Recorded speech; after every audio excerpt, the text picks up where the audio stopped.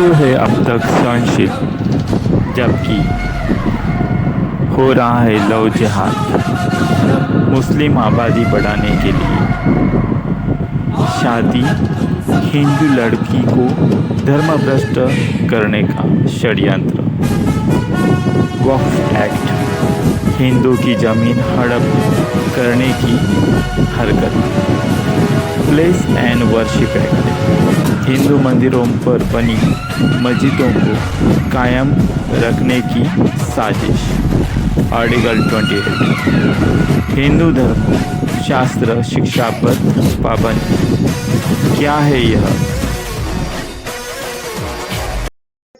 इस बात की जांच करवाना चाहते हैं कि भाई सीआईबी और दूसरी जांच एजेंसियों से जांच हो और दोषी पाए जाने पर उन पर संबंधित धाराओं में केस लगे और इससे देश का भला होगा और भारत की संस्कृति का भला होगा। सनातन धर्म के साथ में जो धोखा कर रहे हैं वो खुल करके सामने आ जाएगा। देखिए, दिल्ली और हरियाणा के अंदर कुछ ऐसे लोग हैं जो धोबी समाज से हैं, तेली समाज से हैं और नीलगर हैं और डूम है, ये सारे मुस्लिम हैं, लेकिन ये अपने नाम हिंदू रखते हैं, हिंदू समाज को धोखा देने के लिए, भारत सरकार को धोखा देने के लिए। और हिंदू नाम से ही ये लोग सरकारी नौकरी प्राप्त कर रहे हैं। जो अनुसूचित जाति में आते हैं हिंदू, उनके अधिकारों पर डाका मार रहे हैं। हम ये भेदभाव ये नहीं होने देंगे। हमने बहुत बड़ी संख्या में चिन्हित किए हैं, ये लाखों की संख्या में हैं और कई हजार ऐसे हैं जो सरकारी नौकरी प्राप्त कर रहे हैं। उनकी सबकी जानकारी हमारे पास लिखित रूप में है। देखिए, दिल्ली और हरियाणा के अंदर कुछ ऐसे लोग हैं जो धोबी समाज से हैं, तेली समाज से हैं और नीलगर हैं और डूम है, ये सारे मुस्लिम हैं, लेकिन ये अपने नाम हिंदू रखते हैं, हिंदू समाज को धोखा देने के लिए, भारत सरकार को धोखा देने के लिए। और हिंदू नाम से ही ये लोग सरकारी नौकरी प्राप्त कर रहे हैं। वो दिल्ली पुलिस में भी हैं, दिल्ली दूसरे महकमे में है, हरियाणा पुलिस में है, परिवहन निगम में है, सरकारी अस्पतालों में है। और इस प्रकार से ये धोबी जो अनुसूचित जाति में आते हैं हिंदू, उनके अधिकारों पर डाका मार रहे हैं।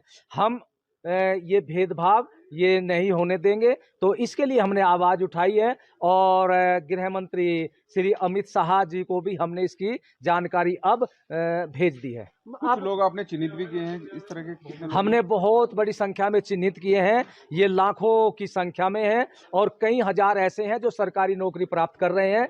उनकी सबकी जानकारी हमारे पास लिखित रूप में है। अब से 3-4 दिन के पश्चात फिर आपको ये सारी जानकारी दे देंगे। महाराज जी, किस तरह की कार्रवाई आप इस तरह के लोगों पे चाहते हैं? देखिए, कार्रवाई हम ये चाहते हैं कि ये धोखाधड़ी का काम है, तो धोखाधड़ी के अंतर्गत कल को ये कोई आतंकवादी घटना कर दें तो जब ये पकड़े जाएंगे, अपना नाम हिंदू नाम बताएंगे, तो लोग कहेंगे कि ये तो हिंदू भी आतंकवादी हो गए, तो हिंदुओं का नाम बदनाम होगा, जबकि ये हिंदू नहीं, ये मुस्लिम है। महाराज, आपको कैसे पता लगा ये लोग हैं? आपने कैसे जाकर चिन्हित किया, बताइए। देखिए, हम लोग तो घूमते रहते हैं अपने धर्म पर, सनातन धर्म के प्रचार प्रसार के लिए। तो जब ये इस विषय की जानकारी हुई तो हमने फिर गहन अध्ययन किया तो हमें सब जानकारी हो गई। दिल्ली और हरियाणा में कुछ लोग ऐसे हैं जो बहुत भारी संख्या में वे अपना नाम तो हिंदू नाम रखते हैं लेकिन है वो मुस्लिम।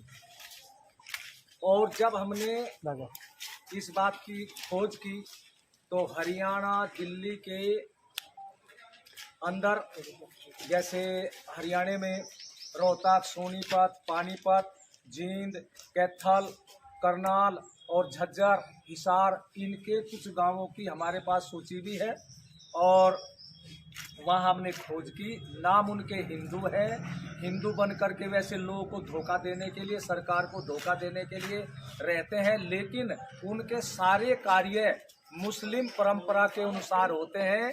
जैसे निकाह पढ़ते हैं और मरने पर उनको कब्रिस्तान में ही दफनाया जाता है, लेकिन वो हिंदू नाम से नौकरी करके हिंदू समाज को भी धोखा दे रहे हैं, भारत सरकार को भी धोखा दे रहे हैं, पूरे देश को धोखा दे रहे हैं। और कल भविष्य में यदि उन्होंने कोई आतंकवादी घटना कर दी तो आतंकवादी घटना करने के बाद वो बच तो नहीं पाएंगे सरकार से, उनको पकड़ा भी जाएगा और पकड़ने पर जब उनसे परिचय लिया जाएगा तो उनका परिचय हिंदू नाम से होगा।